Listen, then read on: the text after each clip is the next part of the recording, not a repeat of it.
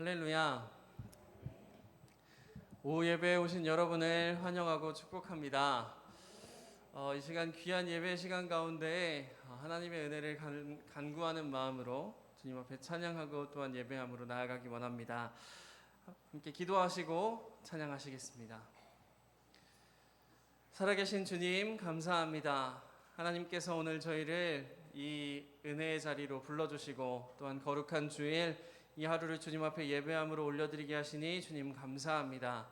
하나님 이 시간을 통하여 주님께서 베푸신 놀라운 은혜와 은총을 누리게 되기를 원합니다.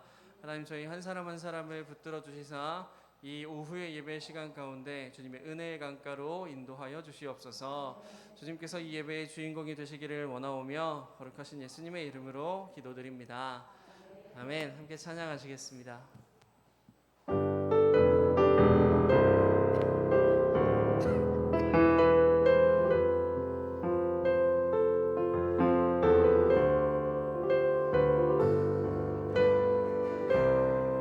사랑하는 나의 아버지, 사랑하는 나의 아버지,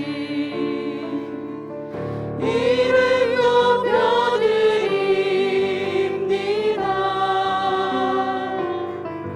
주의 나라 찬양 속에 임하시니 능력에 주께 찬송하네.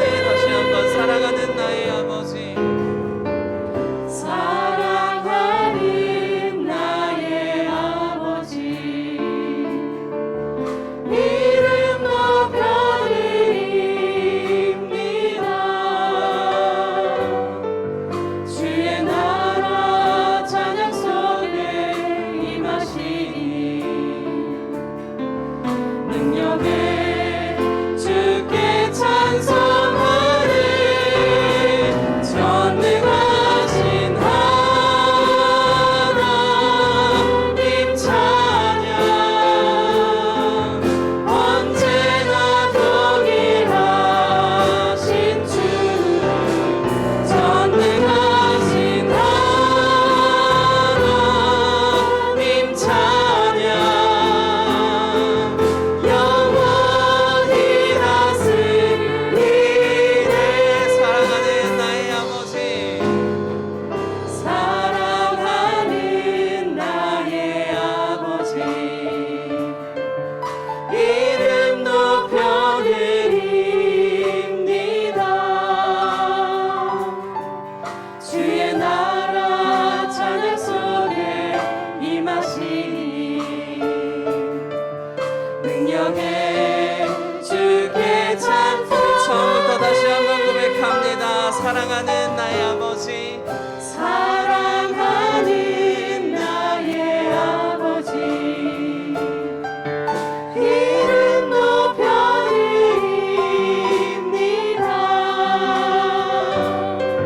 주의 나라 찬양 속에 임하시니 능력에 주께 찬송하네. 전능하신 하나님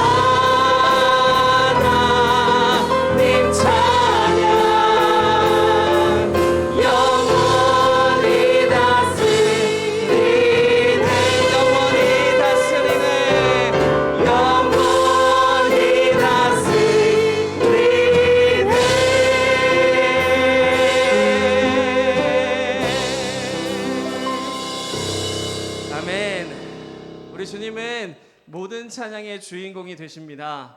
우리 주님은 이 예배의 주인이 되십니다. 그 주님 앞에 우리가 함께 박수 치시며 나아가기 원하는데요. 우리 힘껏 아름다우시고 놀라우시며 찬양받기 합당하신 주님을 찬양해 드리기 원합니다.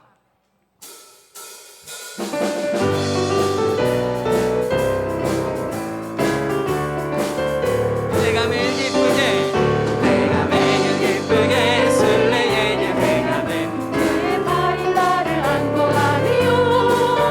내가 주의 큰 복을 받는 참된 비결은 주의 영이 함께하리. 우리 한 번 더 내가 매일 기쁘게 내가 매일 기쁘게 술래에게 행하는 주의 발이 나를 안고하리요.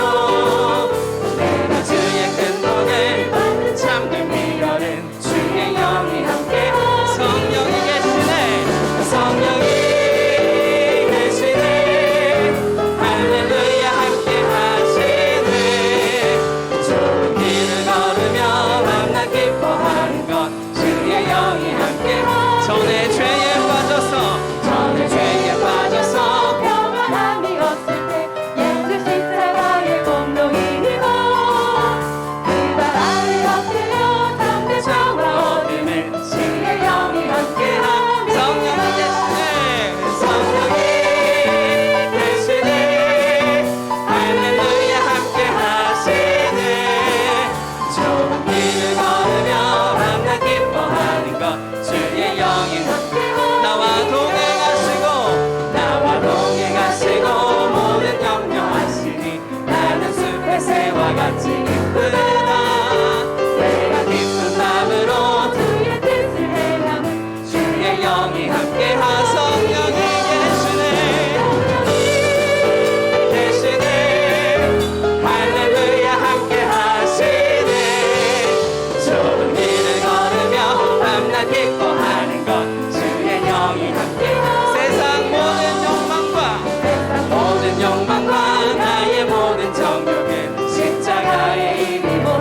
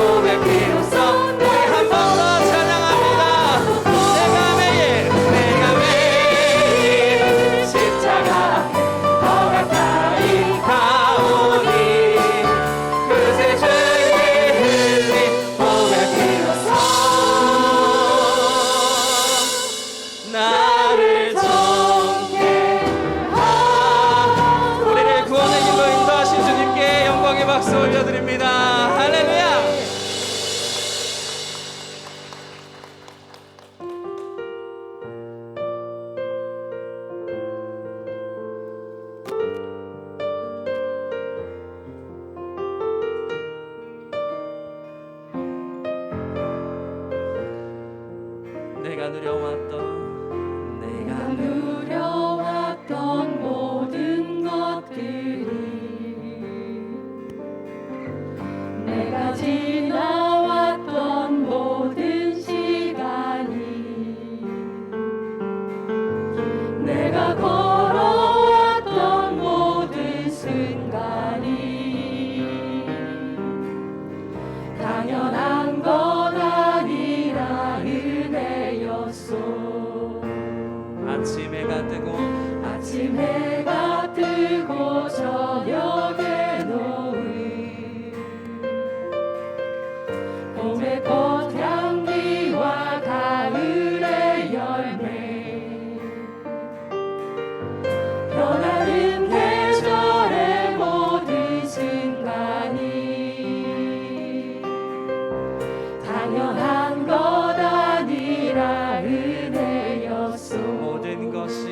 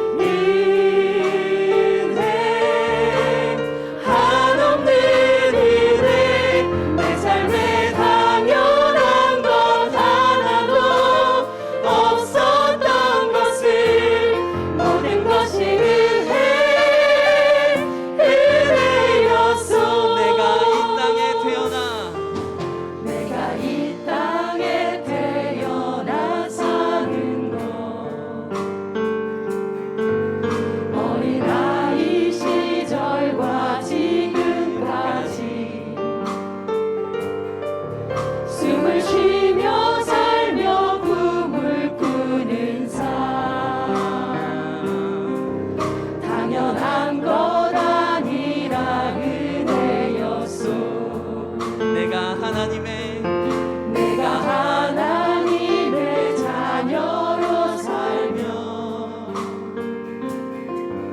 오늘 찬양하고 예배하는 삶 복음을 전할 수 있는 축복이 당연한 것 아니라 은혜였소. 모든 것이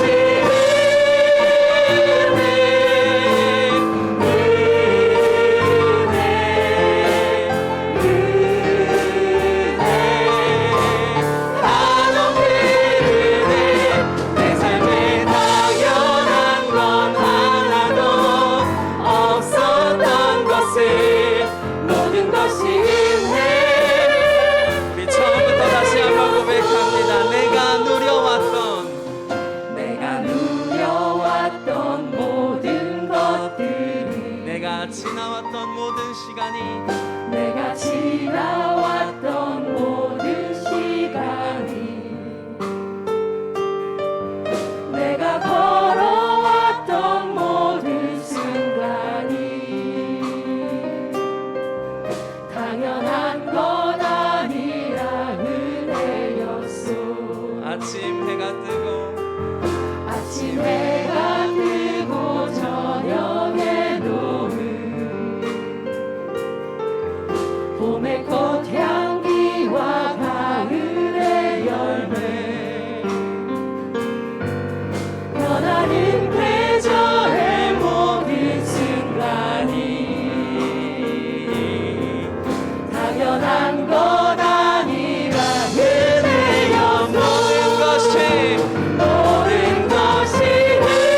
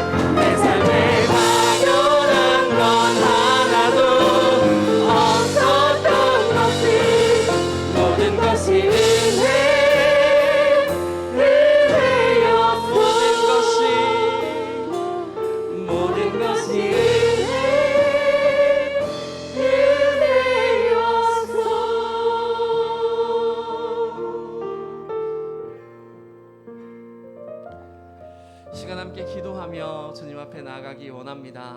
우리 기도하실 때에 찬양으로 고백하였던 것처럼 정말로 주님의 은혜 없이는 아무것도 아님을, 주님의 은혜만을 갈급한 삶을 살기를 원하며 함께 기도하기 원합니다. 주님, 정말로 이 시간 주님의 은혜를 구합니다. 정말로 우리가 고백한 것처럼 은혜 없이는 살아갈 수 없는 저희입니다. 하나님, 이 예배의 시간을 통하여 은혜를 풍성하게 채워주시옵소서. 특별히 오늘 말씀을 선포하실 이상옥 교수님 가운데 하나님의 능력을 더하여 주시고 그 말씀을 듣는 우리가 우리 삶에 적용할 수 있도록 인도하여 주시옵소서라고 지금 함께 기도하며 나아가시겠습니다. 기도합니다. 살아계신 아버지 하나님, 이 시간 주님께서 우리를 부르신 줄 믿습니다. 살아계신 주님, 정말로 그렇습니다. 우리는 찬양으로 고백했던 것처럼 주님의 은혜 없이는 살아갈 수 없는 사람들입니다. 아버지의 시간 간구와 없기는 아버지 주님의 은혜를 허락하여 주시옵소서. 아버지 은혜 없이 살 수 없는 저희에게 하나님의 크고 놀라우신 은혜를 부어주시사 하나님 그 은혜를 누리며 살아가는 저희의 삶이 될 수 있도록 인도하여 주시옵소서. 하나님 또한 이 예배를 통하여 주님께서 베푸시는 은혜를 누리기를 원합니다. 주님 함께 하시사 아버지 주님의 은혜를 경험케 하여 주시옵소서. 아버지 말씀을 선포하신 이상옥 교수님 가운데 함께 하여 주시옵소서. 아버지 듣는 말씀이 삶에 적용되게 하시고 아버지 우리의 삶에 울려 퍼질 수 있도록 주님 역사하여 주시옵소서.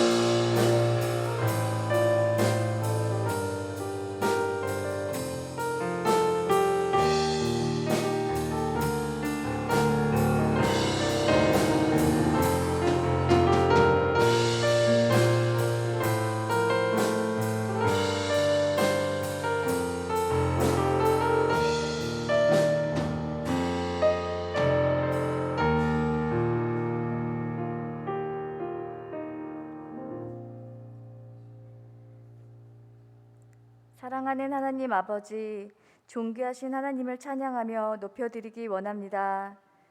우둔한 우리를 성령으로 깨우쳐 주사 하나님의 살아계셔서 역사하심과 지금도 사랑으로 우리 가운데 임하여 계심을 믿게 하여 주시니 감사함으로 찬양드립니다. 특별히 지난 봄신앙 사경의 가운데 은혜를 부어주사 주님의 뜨거운 사랑과 함께하심을 느낄 수 있도록 이끌어 주심에 감사드립니다. 나만을 위했던, 내 가족만을 위했던 삶에서 벗어나 먼저 하나님의 나라와 뜻을 구하며 하나님께서 기뻐하시는 일에 준비되어지고 쓰임 받기를 소망합니다. 우리 은성교회 가운데, 대한민국 가운데, 세계와 열방 가운데 주의 성령을 부어주시고 믿는 자들이 모두 깨어 일어나 허락하신 삶이 닿을 때까지 주님의 마음을 늘 깨달으며 주의 말씀에 기쁨으로 순종하며 영광 돌리는 삶을 살아갈 수 있도록 은혜 내려 주시옵소서.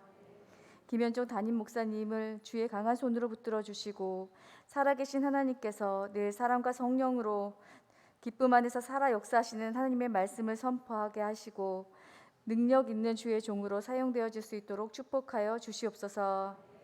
잃어버린 영혼들을 하나님의 품으로 돌아오게 하는 도구로 사용하여 주시옵소서. 또한 이 땅의 선교사님들과 하나님의 모든 종들 가운데도 동일한 은혜로 함께하여 주시옵소서. 말씀을 듣는 자마다 삶이 기도와 간증과 믿음의 발자취가 될 수 있도록 하여 주시옵소서. 오늘 이상옥 목사님을 통해 가정을 위한 하나님의 마음을 깨닫게 하여 주시고 각 가정에 주시는 하나님의 음성을 듣게 하여 주시옵소서. 또한 그 말씀이 결실을 맺어 하나님께서 원하시는 믿음의 공동체로 은성의 모든 가족들이 빚어지는 놀라운 역사가 있게 하여 주시옵소서. 이 시간 우리를 주의 이름으로 모이게 하셨습니다. 주여 임재하여 주시고 영육의 모든 세포가 깨어 하나님을 높여드리는 시간 되게 하여 주시옵소서. 매일의 우리의 삶 속에서 주님을 향한 우리의 모든 사랑이 주께 연락되기를 원하고 우리의 기도가 멈춰지지 않기를 소망하며 지금도 살아 역사하시는 예수님의 이름으로 기도드립니다. 아멘.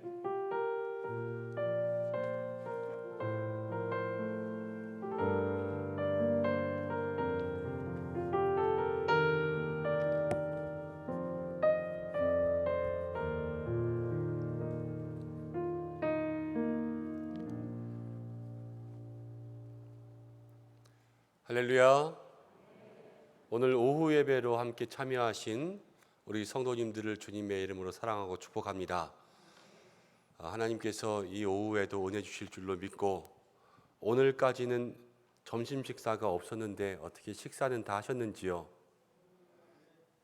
목소리가 안 하신 것 같은데요. 다음 주부터는 우리 교회 식당을 다시 시작하니까 우리 모든 성도들을 함께 식사로 교제하고 또 섬기시는 손길들에 감사하고 축복의 교제 속에 오후 예배로 또 나오시기를 바랍니다. 오늘 우리에게 주시는 말씀 히브리서 11장 6절의 말씀입니다. 히브리서 11장 6절 말씀, 신약성경 365면에 있습니다. 한 절의 말씀인데요, 다 함께 한 목소리로 합독하기 원합니다. 찾으셨습니까? 함께 읽겠습니다. 믿음이 없이는 하나님을 기쁘시게 하지 못하나니 하나님께 나아가는 자는 반드시 그가 계신 것과 또한 그가 자기를 찾는 자들에게 상 주시는 이심을 믿어야 할지니라. 아멘. 우리가 늘 가정을 생각해야 되지만 특별히 5월은 가정의 달이었습니다. 우리가 매 주마다 가정을 위한 말씀 나눈 거 기억하시죠? 아이들은 예수님으로 살아야 합니다. 자식은 부모의 가슴에 꽃이 되어야 합니다. 신앙은 가정을 살려야 됩니다. 오늘은 내가 85세로 돼 이러면서 한 달 동안 말씀을 이어왔습니다. 오늘 우리 장로회 신학대학교에서 또 목사님이시면서 교수님이시고 또 가정을 상담하시는 상담자로서 계시는 우리 이상옥 목사님께서 오셨습니다. 그래서 믿음 위에 선 가정이라는 제목으로 귀한 말씀 들려주실 텐데요. 이 가정의 달, 또 마지막 오후 예배에 우리의 가정을 향해서 하나님께서 주시는 은혜와 평강이 넘치기를 바랍니다. 우리가 지난주까지는 부산장로회 신학대학교 총장님 모셨는데 이제는 우리 광나루에 있는 장로회 신학대학교 대외협력처장님을 모시게 됐어요. 전국구로 우리 교회가 놀게 됐어요. 이거는 우리 교회의 기도의 지경도 넓어지는 거예요. 교수님들 왔다 가시면 그 학교를 위해서 기도하는 기도의 제목들이 우리에게도 생기는 거거든요. 오늘 귀한 말씀도 듣고 우리도 학교를 위해서 기도할 수 있는 그러한 시간들이 되었으면 좋겠습니다. 우리 목사님 나오실 때에 큰 박수로 또 입으로는 할렐루야로 함께 환영하겠습니다. 할렐루야.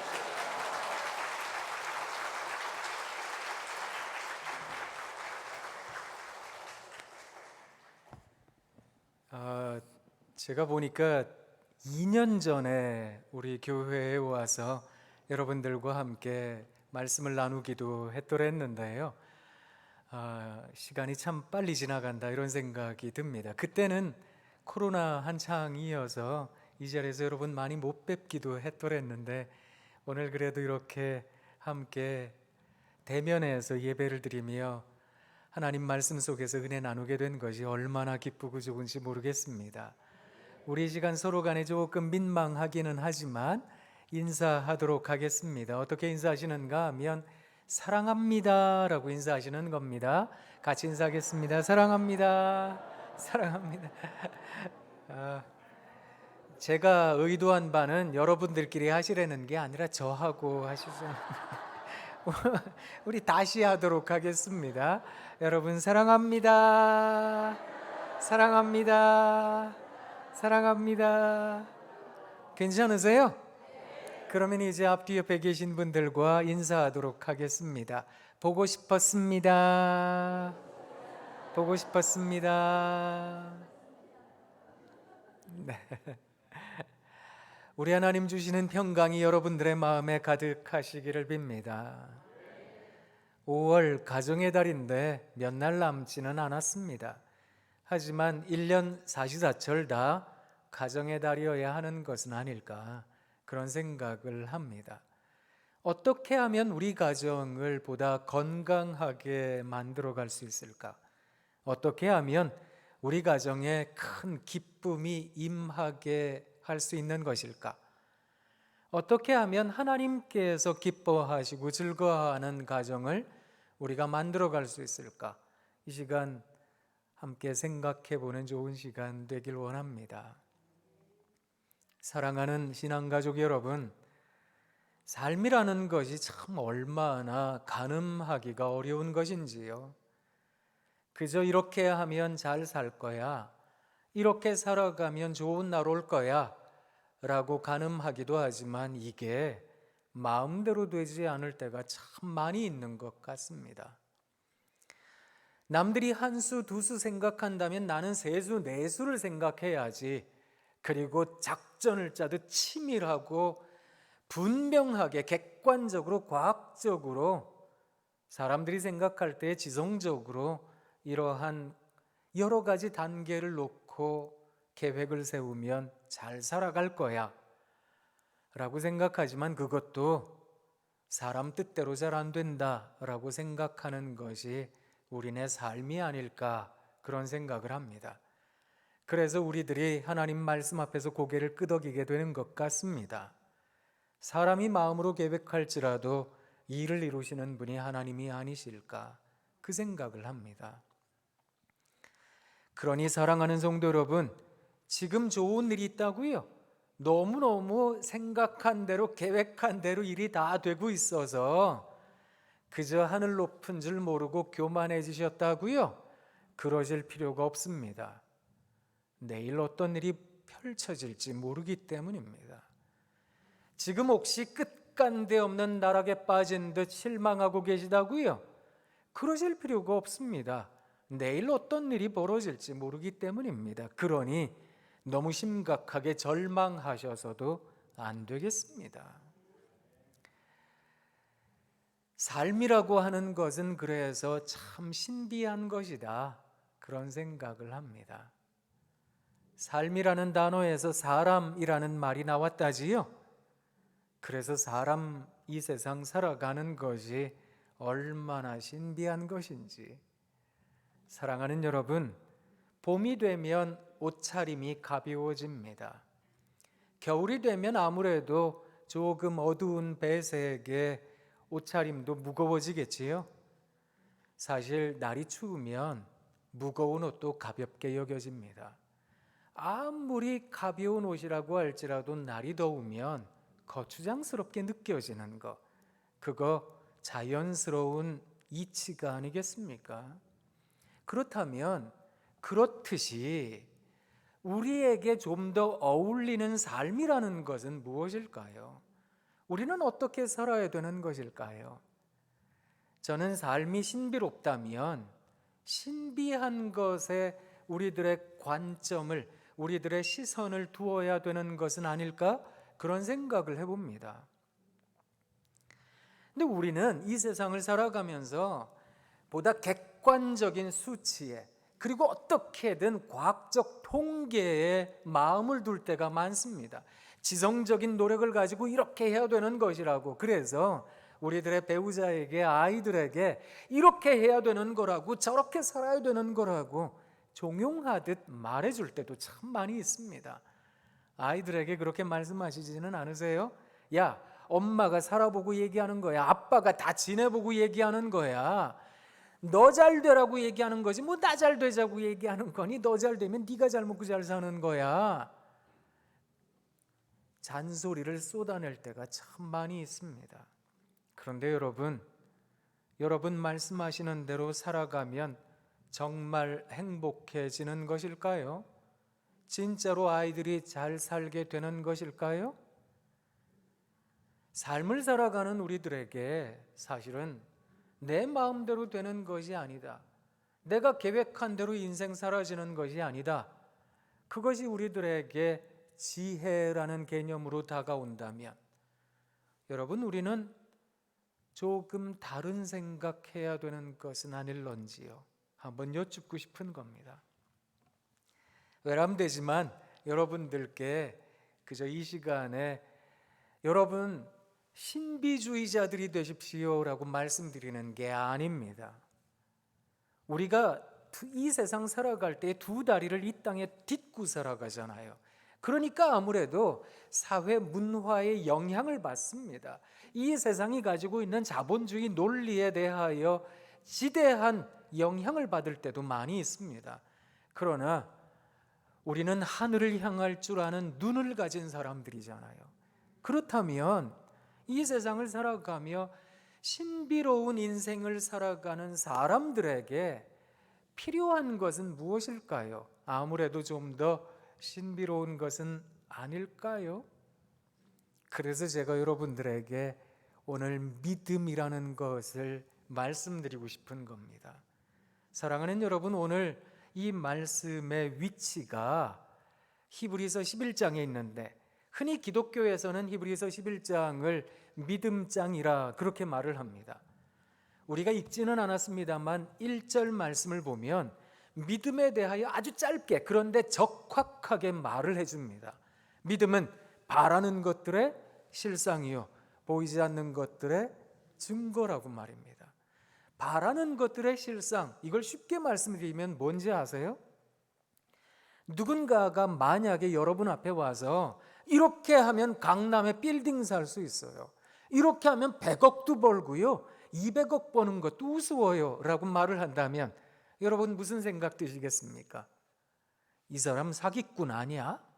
거짓말하는 거 아니야? 그런 생각 드시지 않겠습니까? 믿음이라는 거 일견 사기요 거짓처럼 들리는 겁니다. 바라는 건 여기 없는 거잖아요. 그런데 자꾸 있다고 얘기를 하니까요. 자기는 지금 듣지도 못했고 보지도 못했습니다. 경험한 적이 없는데 자기가 법정에 서서 증인되겠답니다. 여러분, 그것을 일컬어 법률적 용어로는 위증죄라고 말을 합니다. 믿음이라는 건 언뜻 보기에 위증하는 것처럼 보이게 마련입니다. 그런데 그것을 우리가 바라는 사람들인 거거든요. 이웃에서 얘기를 합니다. 집에 찾아와서는 아이고 그대에게 요새 어려운 일 있다는 얘기 들었어요. 아니요, 그런데 저는 괜찮아요. 하나님이 잘해주고 계세요. 아니, 내가 분명히 그대에게 뭐 배우자도 힘들고 애들도 어렵고 그렇다는 얘기 들었는데, 아니 그건 맞는데요. 그런데 하나님께서 우리 가족에게 얼마나 기쁨을 주시는지 몰라요. 늘 감사해요. 여러분, 이게 말이 된다고 생각하세요? 지금 우리가 처한 상황, 우리의 여건, 우리의 처지라고 하는 것은 어려움의 연속인데, 그런 날 살아가고 있으면서 하나님 고맙습니다, 감사해요 라고 고백할 수 있다는 것, 이건 내가 지금 처한 상황에 대하여 전혀 다른 반응이 나타나는 거거든요. 높은 산이 거친 들이 조막이나 궁궐이나 내 주 예수 모신 곳이 그 어디나. 어디라고요? 우리 후렴 같이 불러볼까요? 할렐루야 찬양하세 내 모든 죄 사함받고 주 예수와 동행하니 그 어디나. 어디라고요? 하늘나라. 이야, 하나님 여기가 하나님 나라입니다. 우와, 이곳이 하나님 천국이네요. 이걸 고백한다는 얘기인데, 여러분 궁궐에 살면 누군들 그런 얘기 못하겠습니까? 그런데 지금 찬송가 가사는 높은 산을 말합니다. 거친 들을 걸어가고 있답니다. 그리고 초막에 산답니다. 자기는 지금 지지리 궁상 같은 곳에 살면서 여기가 천국이에요, 이곳이 하나님 나라입니다, 그렇게 고백하고 있다는 거거든요. 이건 지금 자기가 경험하고 있는 것과 전혀 다른 이야기를 하고 있다는 겁니다. 믿음이라는 것은 우리의 감각, 우리가 경험하는 것과 전혀 다른 것들로 우리들에게 다가오게 되는 것. 우리가 이 세상 살아가며 힘든 상황이 있을지라도 다르게 해석할 줄 아는 것, 그걸 믿음이라고 이야기를 하는 겁니다. 그런데 이 믿음이 있어야 오늘 말씀에서는 하나님을 기쁘시게 할 수 있다라고 말을 합니다. 그래서 하나님을 믿는 사람들은 우리 하나님께서 반드시 살아계신 것을 믿어야 됩니다. 어떠한 어려움 속에서도 우리 하나님 살아계시다, 하나님 살아계시니 그런 마음으로 이 세상을 사셔야 된다라고 하는 것입니다. 우리 하나님께서는 제사를 원하시는 것이 아니라, 우리 하나님께서는 숫 양의 기름을 원하시는 것이 아니라 순종을 원하는 우리 하나님이십니다. 하나님 말씀을 듣는 사람들을 원하시는 거거든요. 하나님 말씀 따라 살기를 원하는 사람들은 어떤 사람들인지 아세요? 힘들어도 어려워도 하나님께 둔 시선을 고정할 줄 아는 사람들입니다. 그렇게 세상을 살아가는 사람들은 물론 어렵지요. 왜 안 힘들겠습니까? 우리가 다 인생인데, 이 세상을 살아가는 사람들인데, 그러다 보니까 때로 눈물 날 때도 많고 입에 한숨 가득일 때도 많고 가슴에 큰 돌덩이 하나 있는 양 답답함이 느껴질 때도 많지요. 그런데 그럼에도 불구하고 하나님께 이야 하나님 고맙습니다, 감사합니다 하고 살아갈 줄 안 되는 겁니다. 그게 믿음입니다 라고 하는 거거든요. 자, 인생에게 어울리는 삶은 어떤 것일까요? 인생이라는 우리들이 살아가는 삶이 신비한 것이라면, 결국 그 신비를 풀어내려면 우리 앞에 주어진 삶을 살아야 되는 거 아니겠습니까? 아무리 과학적으로, 지성적으로, 논리적으로, 이성적으로 풀려고 해도 안 풀리더라고요. 보니까 삶이라고 하는 것은 말입니다. 그래서 연세 지긋하게 드신 어르신들이 자녀들에게 때로 그렇게 지혜를 주시는 겁니다. 그래도 살아야 되는 거라고, 시간이 가르쳐 줄 거라고, 삶이 지나다 보면 알아지게 되는 날이 올 거라고. 그렇지요? 그러니 결국 인생을 풀어내려면 경험에 경험을 더해야 되는 거 아니겠습니까? 연세 지긋하게 드신 어르신들이 해마다 연말이 되면 제일 많이 부르시는 찬송이 뭡니까? 지금까지 지내온 것 주의 크신 은혜라, 한이 없는 주의 사랑 어찌 이루 말하랴. 자나깨나 주의 손이 항상 살펴주시고 모든 일을 주 안에서 형통하게 하시네. 사랑하는 신앙가족 여러분, 생각해 보십시오. 인생의 여정에서 때로 하이 시즌입니다 라고 생각하며 날마다 즐거워할 때가 있습니다. 하지만 이제는 영 바닥입니다 라며 절망하는 나날도 있는 겁니다. 이 업앤다운의 세월을 지나가고 있는데 날마다 형통한 일이 있었겠습니까? 아닐 겁니다. 그런데 그 세월을 살고 또 살고 또 지냈더니 긴 세월이 지나서 고백하는 겁니다. 역시 에베네셀의 하나님이십니다. 우리 하나님 여기까지 도우셨습니다. 하나님 고맙습니다. 감사합니다. 이걸 고백하는 거 아니겠습니까?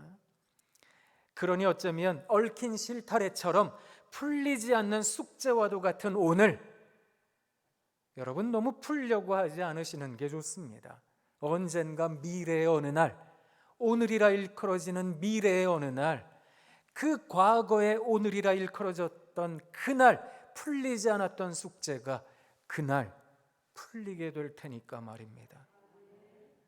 그래서 결국 삶이라고 하는 건 또 살고 또 살아야 되는 거 아니겠습니까? 신앙도 그렇습니다. 믿음이라는 게 그런 겁니다. 사랑하는 여러분, 우리가 예배드리고 기도하며 말씀 보고 찬양합니다. 그리고 하나님께 기도합니다. 하나님 저에게 경험도 해주옵소서. 하나님 경험도 해주옵소서. 이게 뭔지 아세요? 이게 간증이라는 겁니다. 하나님 만난 경험들을 쌓고 쌓아가다 보면 이게 절대로 흔들리지 않는 뿌리 깊은 나무가 됩니다. 그 뿌리 깊은 나무를 좋은 신앙인이라고, 큰 믿음을 가진 사람이라고 부르는 겁니다. 사랑하는 신앙가족 여러분, 어쩌면 우리도 경험에 경험을, 그것도 하나님 경험에 하나님 경험을 더해야 되는 거 아니겠습니까? 그게 신앙의 여정이라면 사랑하는 여러분, 여러분의 배우자에게, 자녀들에게 단정짓듯 이렇게 살아야 되는 거라고, 이렇게 해야 되는 거라고 말씀하셔서는 안 되겠습니다. 그걸 잔소리라고 하는 거거든요.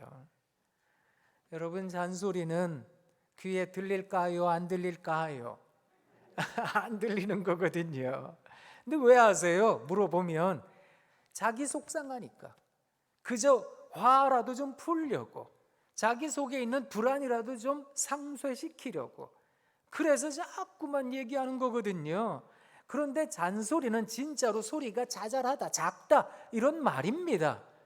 상대방 귀에 안 들린다고요. 어떻게 하면 큰 소리로 내 앞에 있는 자녀들에게, 내 앞에 있는 사람들에게 전할 수 있을까요?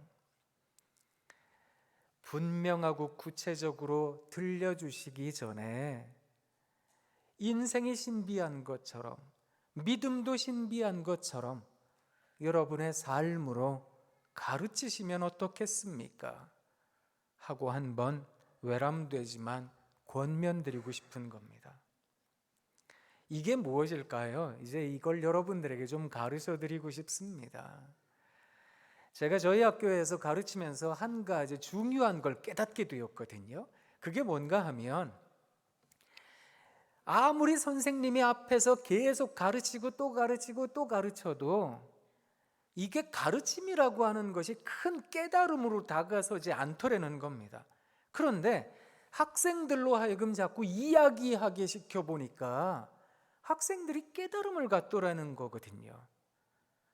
그러고 보니까 교육학에서 플립트 러닝이라는 말을 쓰더라고요. 플립트라는 단어는 뒤집다라는 말이거든요. 선생님은 가르치는 사람이고 학생은 배우는 사람인데 이걸 뒤집어 놓은 겁니다. 선생님이 배워보고 학생들이 가르쳐 보자는 겁니다. 그래서 오히려 학생들로 하여금 가르치게 하고 선생님이 가만히 들으면서 아이들이 제대로 가르치느나 그걸 잠깐 틀린 부분이 있다면 교정해 주기도 하고 수정해 주기도 하고, 또 학생들이 좀 잘하는 부분이 있다면 격려해 주고 박수 쳐 주고, 그러다 보니까 학생들의 학습 능력이 월등히 커졌다, 이런 이야기를 하는데요. 저도 학교에서 학생들을 가르치다 보니까 이야, 그렇구나, 학생들로 하여금 자꾸 이야기하게 해봤더니 훨씬 더 많이 배운다는 걸 알게 되었거든요. 그렇다면 사랑하는 여러분, 아이들에게 가르치기 위하여 훈계하기보다, 그런 방식으로만 접근하기보다 아이들의 이야기를 한번 들어보시면 어떻겠습니까? 라는 겁니다. 제가 저희 학교 석박사 학생들하고 2010년, 11년, 12년 이렇게 약 한 3년 가까이 동안 프로젝트 하나를 한 적이 있었거든요. 그 프로젝트가 뭐였는가 하면 아이들과 대화가 끊겼어요, 이런 가정을 모았습니다. 기독교 가정인데도 불구하고 부모님과 아이들 사이에 대화가 끊어져서 애들 방에만 들어가면 애들이 자꾸 화를 냅니다. 소리를 지릅니다. 문을 잠급니다. 이런 가정들을 모았어요. 1기, 2기, 3기 쭉 모았는데 전체 모은 가정이 한 250여 가정이 되었거든요. 대화가 필요하다라고 여기는 가정들의 부모님들을 모아가지고 이렇게 모였잖아요. 그러면 댁에 가셔서 이렇게 하세요라고 어떻게 하셔야 될지를 가르쳐드리고, 그 다음 주에 다시 이 자리에 모여가지고 어떤 일이 있었는지를 나누고, 일종의 자조집단처럼 이렇게 해서 마음이 아팠어요, 이렇게 해서 울었어요, 그러고서 서로 나누는 시간을 가졌습니다. 그리고 또 가정에 가서 이렇게 하세요라고 좀 설명을 드리기도 하고, 그런 기간을 가졌거든요. 어떻게 하라고 말씀을 드렸는가 하면, 대화를 잃어버린 가정들이니까 먼저 대화하려면 대화하고 싶은 사람이 찾아가라고 얘기를 했습니다. 야, 이제부터 우리 가정은 대화다. 다 나와. 이제부터 대화를 해야 될 테니까 다 나와. 너 얘기해. 그 다음 너 얘기해. 그 다음 너 얘기해. 이건 대화가 아닌 거거든요. 대화를 하고자 하신다면 먼저 찾아가셔야죠. 노크 꼭 하세요라고 부탁드렸습니다. 그냥 애들 방문을 벌컥벌컥 열고 들어가면 애들이 문을 잠근다니까요. 그러니까 노크 꼭 하고 들어가세요. 노크하고 들어가서 애가 앉아 있다면 식탁 의자라도 가지고 가서 그 옆에 딱 앉으세요. 누워 있다면 그 옆에 가서 누우세요. 이렇게 부탁을 드렸습니다. 그렇게 하면 대부분의 아이들이 그때부터 발작을 합니다. 왜 들어왔느냐고. 내가 뭘 잘못했는데 얘기하고 빨리 나가라고. 왜 들어와 있는데. 막 입에서 거친 말들도 나오거든요. 그러면 조용히 나가시라고 부탁드렸습니다. 중요한 게 있습니다. 그 다음 날 똑같은 시간에 또 들어가라고 말씀드렸거든요. 또 들어가서 옆에 앉아 있잖아요. 그럼 또 애가 또 발작을 시작합니다. 왜? 너 왜 맨날 들어오는데 약 먹었냐? 왜 그러냐? 막 미치겠네. 왜 그래? 나가라고 막 소리를 지른다고요.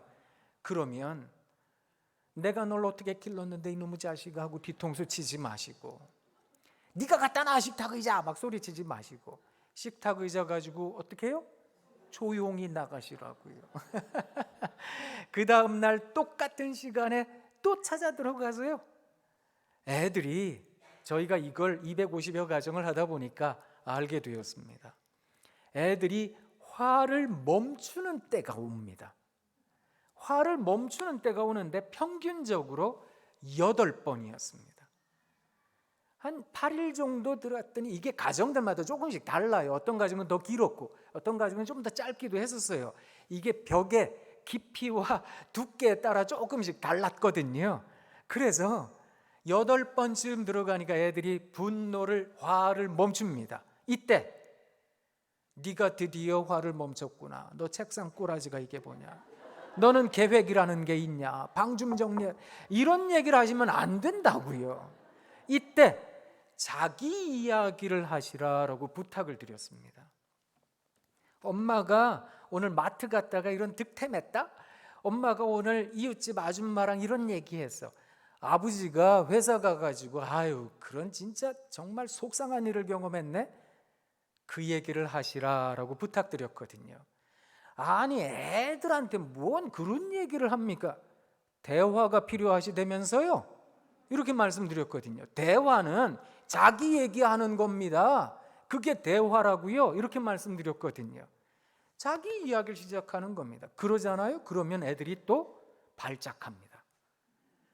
지금까지 그 얘기 하려고 지금 여기 앉아 있었던 거냐고, 겨우 그런 얘기 하려고 그러느냐고, 나가라고. 그럼 어떻게 하시라고요? 조용히 나가시라고요. 그 다음날 또 가서 앉아가지고 애가 또 가만히 앉아 있으면 또 자기 얘기 하세요. 저희가 또 숫자 하나를 얻기는 했습니다. 5번. 그러니까 애가 가만히 들어요. 애기가요. 엄마 얘기도 듣고 아빠 얘기도 들어요. 그러다가 놀라운 일이 생겨납니다. 아이들이 자기 이야기를 하기 시작합니다. 엄마 나도 학교에서 그랬는데, 아빠 나도 친구들이 뭐 그런 애가 있었는데, 자기 얘기를 하기 시작합니다. 이게 커뮤니케이션, 다이얼로그가 되는 거거든요. 대화가 되는 겁니다. 여지껏 부모님들께서는 모놀로그, 독백을 하셨던 거거든요. 듣지 않는 아이에게 계속해서 얘기를 하신 거예요. 내가 이 얘기를 수천만 번 너한테 했다. 수만 번 너한테 얘기를 하지 않았느냐. 넌 귓등으로도 안 들었다. 네가. 내가 분명히 너한테 얘기했다. 너 나중에 딴소리 하지 마. 이런 얘기들을 부모님 막 하시거든요. 근데 비로소 대화가 시작이 되었습니다. 아이는 아이의 이야기를 하고, 엄마는 엄마 얘기하고, 아빠는 아빠 얘기하고, 애는 애 얘기하고, 그렇게 얘기가 오고 가다 보니까 세상에 나중에 큰 배움이 생겨난다는 것도 알게 되었습니다. 우리 애가 생각이라는 걸 하고 있다는 걸 알게 되었습니다. 얘도 고민이 있다는 걸 알게 되었습니다. 얘도 지금 자기 삶에 대해서 여러 가지 힘든 부분이 있다는 걸 알게 되었습니다. 그리고 아이도 우리 엄마 아빠도 이렇게 약한 사람이구나라고 하는 걸 알게 되었다는 겁니다. 이전까지는 하늘에 있는 사람처럼 느껴져서 완벽한 사람인 줄 알았는데 우리 아버지도 약하고 우리 어머니도 이런 부분을 고민하고 있는 사람이구나. 그러다 보니까 둘 사이에 끈끈한 게 생겨나더라는 겁니다. 이게 뭔지 아세요? 이전까지는 자녀에 대하여, 배우자에 대하여 소유물처럼 생각하니까 이렇게 해야지 이렇게 해야지라고 생각했는데 이제는 하나의 인격체로 만날 수 있게 된 겁니다. 그래서 동등한 차원의 인격체로 이야기를 주고받다 보니까 서로 간에 배움을 얻더라라는 겁니다. 근데 왜 이렇게 할 수 있는지 아세요? 내 앞에 있는 아이에게 우리들이 신뢰, 믿음이라는 걸 전해주기 때문에 그런 겁니다. 우리 하나님께서도 그걸 원하시는 분이시거든요. 하나님께서 우리들의 기도에 움직이는 하나님이 아닌 겁니다. 그런 하나님이라면 그건 주술적 하나님이지요. 미신입니다. 그런데 우리 하나님께서는 독자적 인격이시라 그가 나타나실 때, 그가 일하실 때 하나님께서 결정하시고 하나님께서 이끄실 일입니다. 우리는 그저 하나님께 하나님 불쌍히 여겨주세요 기도하는 거잖아요. 그런데 우리가 그 하나님을 믿는 믿음으로 다가서면 하나님께서는 우리들에게 반드시 상을 주신다. 성경이 그렇게 약속하고 있는 겁니다. 그것처럼 우리가 비록 아이들에게 이렇게 해야지 이렇게 해야지 말은 하지 않더라도, 분명하고 구체적으로 말하지 않더라도 우리가 믿음을 갖고 아이들을 대하고 신뢰하며 아이들을 만나고 오히려 우와 사랑한다 사랑한다 그렇게 만나면 우리들의 아이들이 부모님에게 배우더라.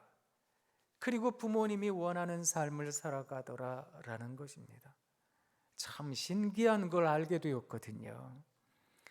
어쩌면 믿음 위에 선 가정이라는 말은 이 말이 아닐까요? 저에게는 제 가슴에는 한 가지 강단 격언이 가슴에 담겨 있습니다. 사랑하는 여러분, 기도하는 자의 자녀는 망하지 않을 겁니다. 하나님이 반드시 살리실 겁니다. 하나님이 반드시 인도하실 겁니다. 여러분, 우리가 우리 자녀를 사랑하는 것이 크겠어요? 아니면 하나님께서 우리 자녀들을 사랑하시는 게 크겠습니까? 그거 당연히 후자가 아니겠습니까? 성경이 그걸 말해주고 있거든요. 예수 사랑하심은 거룩하신 말일세 우리들은 약하나 예수 권세만 도다. 날 사랑하심 널 사랑하심 우리 사랑하심 어디에요? 성경에 써 있네. 하나님의 말씀이 우리에게 깨우쳐주는 바인 겁니다. 하나님이 반드시 살아계십니다. 그 하나님께서 우리 자녀들을 이끄실 겁니다. 그러니 우리가 하나님 자리에 서서는 안 됩니다. 너 이렇게 해야 된다고 이렇게, 오히려 그 마음이 애달픈 부모의 마음인 줄은 아는데요, 그러다 보니까 아이도 부모도 그 사이에서 간격만 넓어지지 갈등만 커지지 그 사이에서 기쁨이 사라지더라는 겁니다. 과연 우리는 어떻게 기쁨을 유지할 수 있을까? 하나님과의 관계에서 믿음이 기쁨을 유지할 수 있는 비결이라면 아이들과의 관계에서도 바로 그런 부분이 필요한 것이 아니겠습니까? 그래서 아이들을 볼 때마다 사랑하는 여러분, 도무지 내 마음에는 안 들어요. 내 마음에는 진짜 안 찹니다.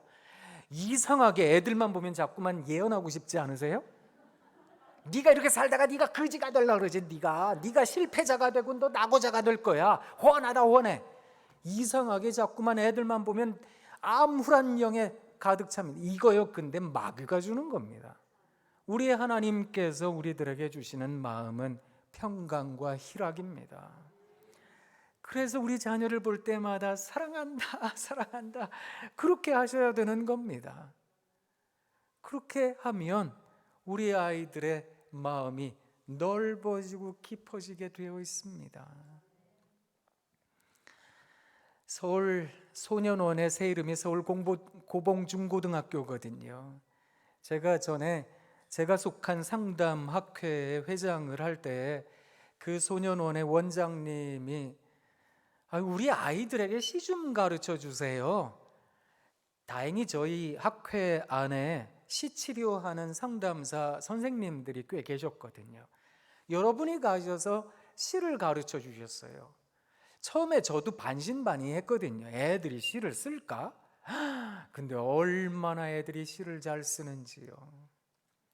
제가 그 받은 시를 보다가 너무너무 감동이 돼서 이거 그냥 버리면 안 되고 시집 내면 좋겠는데요. 그랬더니 한영선이라고 하는 서울소년원의 원장님이 자기 사비를 내줬어요. 그래가지고 시집이 나왔거든요. 비매품으로. 아이들의 신상이 드러나면 안 되니까 하늘을 향해 날아오르다라는 시집 제목을 갖고 시집을 만들어서 이렇게 나눠주기도 하고 그랬는데요. 제가 많이 울었던 시 한 편이 있었습니다. 시 제목이 뭔가 하면 세상에서 가장 듣고 싶은 말. 조금 길지요? 본문은 굉장히 짧았습니다. 세상에서 가장 듣고 싶은 말. 아들, 괜찮아. 아휴, 얘가 괜찮다는 얘기를 들은 적이 없어요. 너 같은 거 나가 뒤지라고, 너 같은 거. 왜 태어났냐고, 너 같은 거. 그런 이야기를 저주와 험담을 들으니까요. 얘가 겨우 고등학교 1학년밖에 안 된 애가 길거리에 서 있는 트럭, 시동 걸린 트럭을 운전하고 사람 열어쳤어요. 막 여기저기 차를 들여박았어요. 그래가지고 거기 온 거거든요. 자기 인생을 그냥 내려놨던 겁니다. 거기 강냉이라는 아이가 위로라는 시를 적었어요. 많이 힘들어요. 많이 힘드니? 너무 외로워요. 너무 외로우니? 어떻게 해야 될지 모르겠어요. 어떻게 해야 될지 모르겠니? 얘가 생각하는 위로가 뭔지 아세요? 정답 주라는 게 아닌 거거든요. 답을 달라는 게 아니라 자기가 얘기하면 그 얘기한 걸 되물어만 봐줘도 위로가 되겠다는 겁니다. 근데 우리 부모님들은 뭐라 그러세요? 많이 힘들어요. 그럼 뭐라 그러세요? 네가 힘들어? 네가 힘들면 나는 벌써 죽었겠다. 나는 내가 너한테 돈을 벌어오라 그러지, 내가 너한테 직업을 가지라 그러지, 내가 너한테 바란 건 그냥 공부나라고. 공부나. 어떤 애들은 세상에서 공부가 제일 쉬웠대더라. 막 입에서 쏟아지잖아요. 너무 외로워요. 그럼 뭐라 그러세요? 이게 호강이 받쳐 똥 싸고 앉았네. 막 험한 말이 쏟아지잖아요. 그러니까 애들이 그냥 제멋대로 살아가는 거거든요. 내 앞에 있는 존재를 인격적으로 만나고 있는가? 나는 과연 신뢰하고 있는가? 하나님을 믿듯이 내 아이들을 그렇게 만나고 있는가? 그게 기쁨이라는 것의 기본이라는 거거든요. 그래서 내 아이에게 기쁨을 주시려는 겁니다. 자기 자신도 기쁨을 누리시려는 겁니다. 하나님이 살아계십니다. 하나님이 반드시 우리 아이들을 책임지실 겁니다. 그런데 애들이 진짜로 지질이도 말도 안 듣지요. 진짜 부모님이 얘기하면 하나도 안 듣지요. 그런데 희한한 거 아세요? 나중에 그 부모님처럼 삽니다. 그거 참 희한한 거잖아요. 그렇게 말을 안 듣던 애가 부모님처럼 살아요. 희한하게. 제가 여러분들에게 시 한 편 읽어드리겠습니다. 정호승이라는 시인이 있는데 이분이 아버지의 나이라는 시를 적었거든요. 나는 이제 나무에 기댈 줄 알게 되었다. 나무에 기대어 흐느껴 울 줄 알게 되었다. 나무의 그림자 속으로 천천히 걸어 들어가 나무의 그림자가 될 줄 알게 되었다. 아버지가 왜 나무 그늘을 찾아 지게를 내려놓고 물끄러미 나를 쳐다보셨는지 알게 되었다. 그저 애들 가끔 얼굴 이렇게 쳐다봅니다. 그래, 네가 내 삶의 희망이고 내 삶의 보석이다. 내가 너로 인해 힘을 얻는다. 그런 눈길로 아이들 보잖아요. 애들 자고 있으면 이렇게 가서 보고 오기도 하고 그러시는 거잖아요. 나는 이제 강물을 따라 흐를 줄도 알게 되었다. 강물을 따라 흘러가다가 절벽을 휘감아 돌 때가 가장 찬란하다는 것도 알게 되었다. 해질 무렵 아버지가 왜 강가에 지게를 내려놓고 종아리를 씻고 돌아와 내 이름을 한 번씩 불러보셨는지 알게 되었다. 그저 애들 때는 아버지가 왜 내 이름 부르는지 몰랐다고요. 그런데 어른이 되어 아버지의 나이가 되고 보니까 가끔 애들을 이름 한번 불러봅니다. 그래, 너로 인해 내 인생이 찬란해진 거다. 너로 인해 내 삶이 풍성해진 거다. 고맙다. 그런 마음 갖는 거 아니겠습니까? 언젠가, 지금은 잘 모르지만 지금은 우리가 삶으로 가르치는 것이 무엇인지 아이들이 잘 모를 테지만 언젠가는 삶으로 가르치는 것만 남는다니까요. 그래서 나중에 우리 아이들이 그렇게 살아간다는 겁니다. 하나 더 읽어드릴게요. 이기남이라는 분이 계신데 이분이 가정주부세요. 근데 한참 전 책이긴 한데 좋은 생각이라는 좋은 글들이 담긴 잡지에 밥 푸는 순서라는 글을 적었습니다. 한번 들어보십시오. 친정에 가면 어머니는 꼭 밥을 먹여 보내려 하셨다. 어머니는 내가 친정에 가면 부엌에 못 들어오게 하셨고 오남매에 맞으라 그러셨는지 남동생이나 당신보다 항상 내 밥을 먼저 퍼주셨다. 어느 날 오랜만에 친정에서 밥을 먹으려는데 여느 때처럼 제일 먼저 푼 밥을 내 앞에 놓자 어머니가 예, 그거 내 밥이다 하시는 것이었다. 민망한 마음에 엄마 웬일이요? 늘 내 밥을 먼저 퍼주시더니 하며 얼굴을 붉혔다. 그게 아니고 누가 그러더라. 밥 푸는 순서대로 죽는다고. 아무래도 내가 먼저 죽어야 안 되겠냐? 그 뒤로 어머니는 늘 당신 밥부터 푸셨다. 그리고 그 이듬해 어머니는 돌아가셨다. 어머니가 돌아가신 후 그 얘기를 생각하며 많은 눈물을 흘렸다. 그리고 남편과 나중에 누구 밥을 먼저 풀 것인가를 많이 생각했다. 그러다 남편 밥을 먼저 푸기로 했다. 그래서 제 아내도 제 밥을 먼저 푸나 봅니다. 근데 이제 이유가 달려 있습니다. 이게 옛날 말이긴 하지만 호라비 3년에 이가 서말이고 과부 3년에 깨가 서말이라는 옛말도 있듯이 뒷바라지 해주는 아내 없는 남편은 한없이 처량할 것 같아서이다. 더구나 달랑 딸 하나 있는데 딸아이가 친정아버지를 모시려면 무척 힘들 것이다. 만에 하나 남편이 아프면 어찌하겠는가. 더더욱 내가 옆에 있어야 될 것 같다. 남편을 먼저 보내고 고통스럽더라도 내가 더 오래 살아서 남편을 끝까지 보살펴주고 뒤따라가는 게 좋겠다는 결론을 내렸다. 그때부터 줄곧 남편 밥을 먼저 푸고 있다. 남편은 물론 모른다. 혹 알게 되면 남편은 내 밥부터 푸라고 할까? 남편도 내 생각과 같을까? 원하건대 우리 두 사람 늙도록 의좋게 살다가 남편을 먼저 보내고 내가 나중에 죽었으면 좋겠다. 정말 그랬으면 좋겠다. 여러분, 이 여성도 마찬가지인데 엄마들하고 딸들이 늘 다투잖아요. 그렇다고 해서 심각하게 다투는 거 아닐지라도 나는 엄마처럼 안 살 거라고 엄마가 나한테 뭘 해줬는데 그러지만 나중에 어머니 돌아가시고 나면 그 엄마처럼 살아가더라는 겁니다. 그걸 생각해 보면 사랑하는 여러분, 결국 우리가 해야 할 일은 어떤 걸까요? 이거 해야지, 이렇게 해야지. 그거 가르치시는 시간에 여러분 믿음 갖고 씩씩하고 당당하게 살아가시는 모습을 보여주시면 좋겠습니다. 그리고 그냥 나는 내 얘기하고 엄마 신앙 얘기하고 근데 했던 얘기 또 하고 또 하고 하면 안 되고요.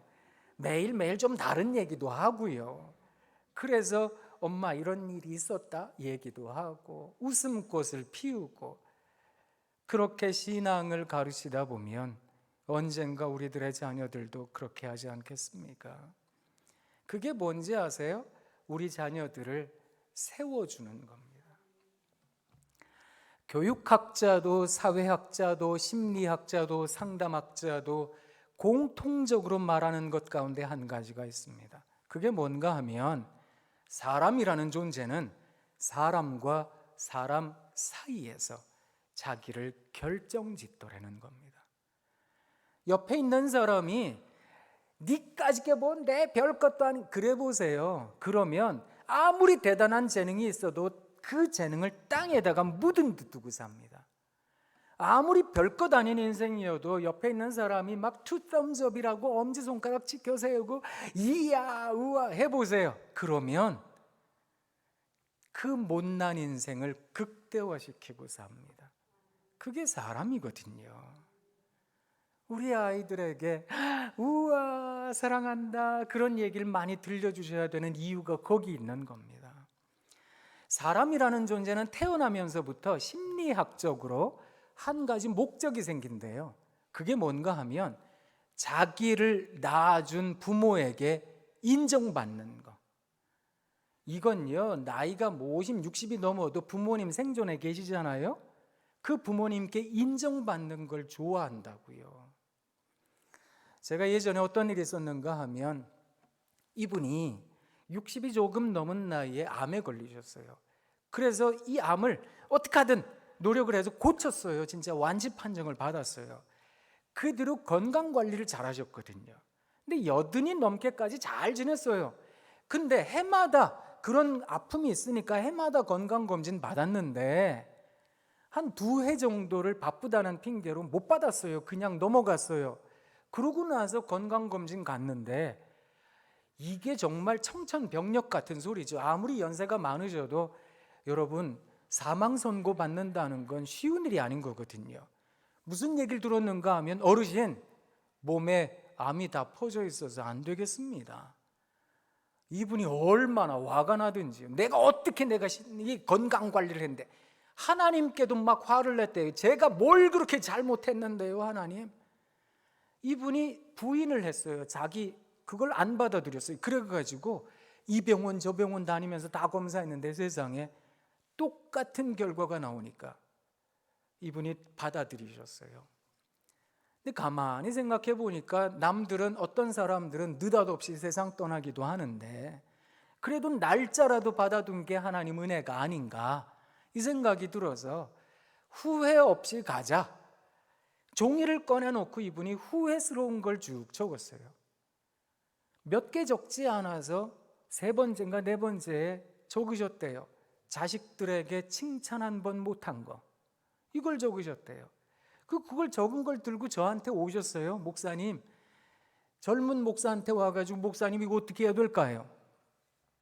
그래서 저도 시간이 되고 또 가족들도 시간이 되는 날 하루를 잡아서 가평에 가면 우리 교단은 아니고 다른 교단에서 지어놓은 좋은 시설이 있거든요. 거기 가가지고 뭐 이렇게 강당 같은데 모아놨더니 세상에 4대가 모였는데 한 3, 40여 명 모였어요. 그날 저녁에 뭐 했는지 아세요? 우와 사랑한다 이거 했어요. 밤새도록 그거 했거든요.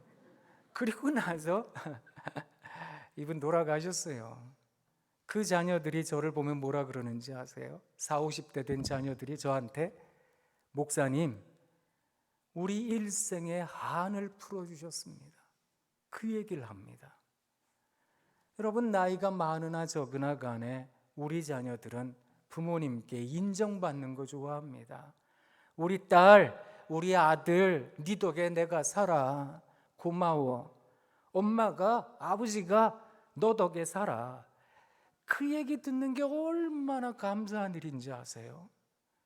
그걸 많이 들려주세요. 어쩌면 이 정도 수준이 돼야 내 마음에 차지부어 이런 생각하실 수 있을 거예요. 아니요. 믿음의 눈으로 바라보시라니까요. 하나님 살아계시잖아요. 그 하나님이 반드시 우리 자녀들 이끌 거거든요. 그러니까 그 믿음으로 기적을 바라는 인생이 아니라 기적을 살아가는 여러분 되시길 부탁드립니다. 그래서 만날 때마다 우와 한번 해볼까요? 자, 앞뒤 옆에 3분 이상 바라보시면서 한번 감탄해 보겠습니다. 우와, 이야, 우와. 자, 또 민망하긴 하지만 옆에 있는 분들 바라보며 사랑합니다. 사랑합니다. 굉장히 잘하시는데 이거 어디 가서 하셔야지요? 네, 댁에 가셔서 하셔야 됩니다. 기억하세요? 꼭 댁에 가셔서 하셔야 됩니다. 이게 뭐 검사는 못합니다. 그렇지만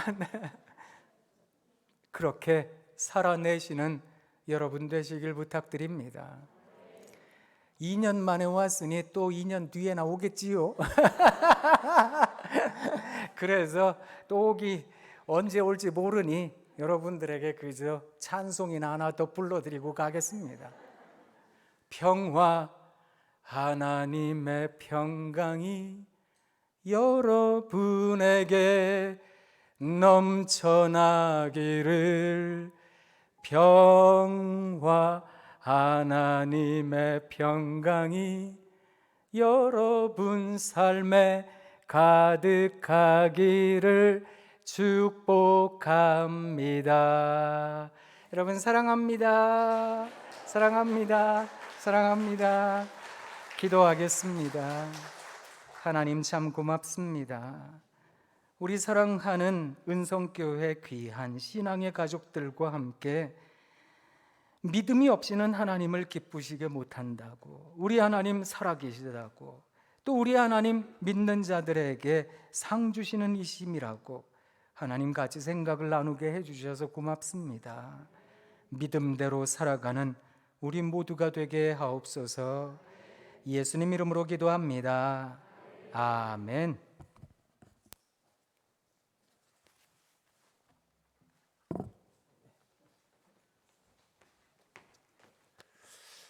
할렐루야. 우와, 아멘도 잘하시네요. 우와, 우와. 오늘 귀한 은혜의 말씀 주셨습니다. 우리 이상학 목사님께 큰 박수로 축복하겠습니다. 아멘. 네, 감사합니다. 가정의 달 마지막 주에 더욱더 의미가 있었던 것 같습니다. 저희 아이들이 저에게 그런 말을 해요. 아빠는 장로님들한테만 잘해준다고. 아빠는 교회 가면은 집사님들한테만 잘해주고 자기들한테는 잘 못해준다고. 그럼 제가 뭐라 그랬는지 아세요? 너도 집사해. 너는 아들이지 성도가 아니잖아. 제가 이렇게 얘기했었는데 마음속에 오늘 많이 반성했어요. 여러분, 믿음의 사랑은 우리 가정에서부터 시작돼야 되는 것 같아요. 근데 우리는 늘 교회에서만 그렇게 살잖아요. 그게 아니더라고요. 가정에서, 또 자녀 앞에서, 배우자 앞에서, 부모님들 앞에서. 믿음은 동사라 그랬지요. 우리들의 사랑과 믿음을 직접 실천할 수 있는, 그래서 간증들이 많이 생겨날 수 있는 그러한 가정 되시기를 바랍니다. 저도 오늘 집에 가서 아이들한테 얘기해 주려고요. 하영아, 이래야 이렇게 얘기하고, 또 우와 칭찬하고, 너 때문에 산다 이렇게 얘기하고, 제가 오늘은 얘기하려고요. 성도보다 네가 더 좋아, 이렇게. 모든 가정들마다 은혜가 있기를 바랍니다. 광고 전하겠습니다.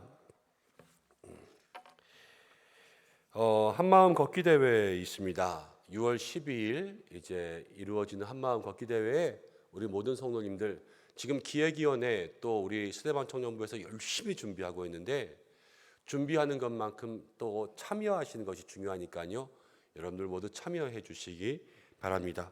오늘 예배 마치고 기관장 회의 있습니다. 기관장 회의에 함께 참여해 주시고, 또 화요일에 이루어지는 목장지기 목동 수련회에 여러분들 함께 참여해 주시고 안전하게 다녀올 수 있도록 기도해 주시기를 바랍니다.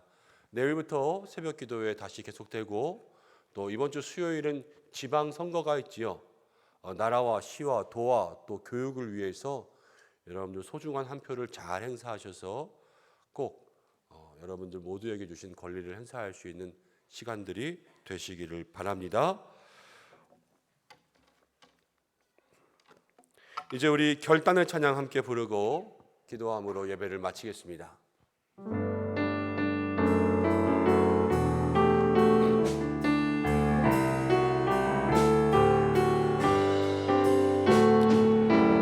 우리는 주의 움직이는 교회, 이곳 이곳은 주님을 위한 자리 내가 기도하는 모든 땅 위에서 하나님 예배받을 그날을 고대하네 나의 노래로 주님의 성전을 지으리 높임을 받으소서 이스라엘 찬송 중 거하신 주님은 거룩하십니다 두 손 들어 주님의 보좌를 만들고 마음 다해 경배하리 구름 날개 사이에 임하신 것처럼 내 위에 임하소서 하나님 우리가 이곳에 섰으니 이 땅을 치유하소서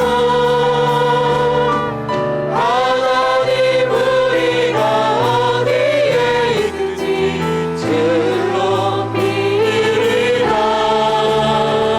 열망들아 주님을 송축할지어다 그 말 안에 입맞추라 그 영원한 통치자 주 예수 그리스도 그는 위대하신 왕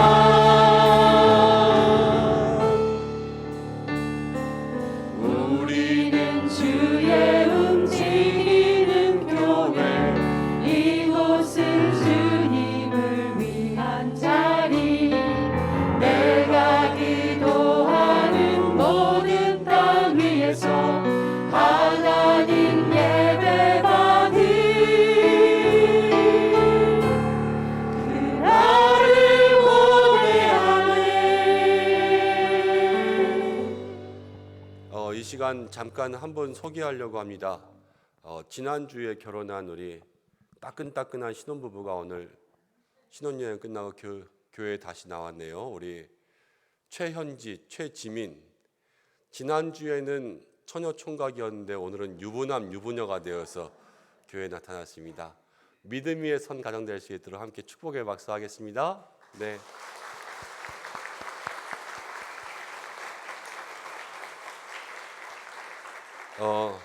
잘 살아야 되고 하나님께서 복 주실 거고 우리 현지 자매는 이제 남편을 따라가야죠. 섬기는 교회가 잘 섬기고 목사님 분명히 말한 거 있죠. 권사는 여기서 기도하겠습니다. 하나님 고맙습니다.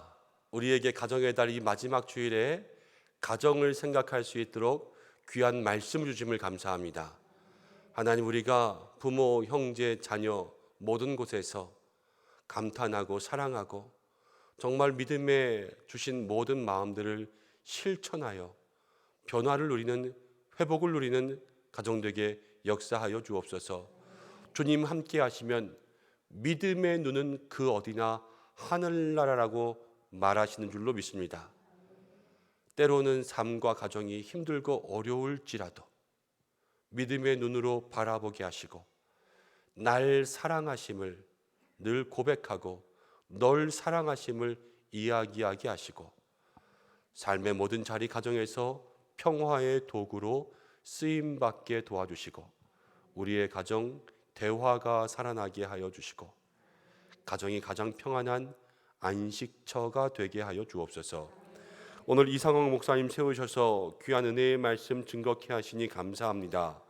세우신 목사님 또 학교에서 후학들을 양성하며 또 목회자들을 양성하는 귀한 사명으로 세워주셨는데 우리 교수님에게 기름 부으시고 또 장로회 신학대학교가 하나님께서 귀하게 쓰시는 믿음의 선지동산이 되어서 이 어지럽고 혼란스러운 세대 가운데 하나님을 향한 흔들리지 않는 믿음을 가지고 나아갈 수 있는 귀한 목회자들을 양성할 수 있는 영적 훈련소가 될 수 있도록 도와주시고 이제 하나님 또 지난 주간에는 부산장로회 신학대학교 총장님으로 또 오늘은 장로회 신학대학교 교수님으로 함께 말씀 듣게 하셨습니다.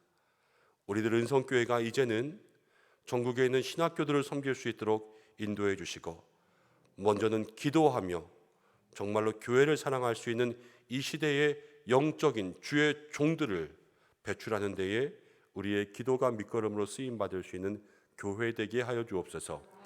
한 주간 우리 성도들의 삶과 건강과 가정과 일터를 복되게 하시고, 코로나를 넘어서 다시 하나 되어 하나님, 우리 은성의 걷기 대회 준비합니다. 걷기도 하고 기도하는, 교제하고 사랑하는 그러한 시간들 될 수 있도록 필요한 모든 것 채우시고, 준비하는 손길에 은혜 주시고, 준비하는 과정까지도 하나 되게 역사하여 주옵소서. 남은 오후의 시간들 은혜 가운데 있게 하여 주시고, 특별히 코로나 가운데 어려워하는 환우들 가정 건강을 지켜주시고 치료의 광선 비추어 주시기를 간절히 원하오며, 오늘도 귀한 예물 드렸습니다. 감사의 손길 가운데 축복하여 주시옵소서. 이제는 우리 주 예수 그리스도의 은혜와 하나님의 사랑하심, 성령의 인도하심이 믿음 위에 선 가정을 온전히 하나님께 올려드리는 믿음의 사람으로 살아갈 우리 은성의 모든 성도들과 그 가정과 사랑하는 교회와 부모, 형제, 자녀들 위해, 나라와 모든 선교지 위에, 특별히 우리 교수님의 모든 교수의 사역과 또 하나님 세우신 장로회 신학대학교 위에, 또 그 가운데 공부하는 모든 믿음의 학생들 위해 함께 하시기를 간절히 축원하옵나이다. 아멘.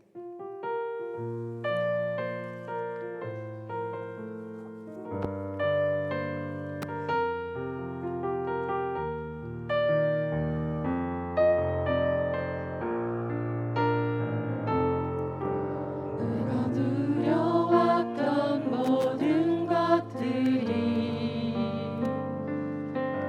내가 지나왔던 모든 시간이, 내가 걸어왔던 모든 순간이 당연한 것 아니라 은혜였소. 아침 해가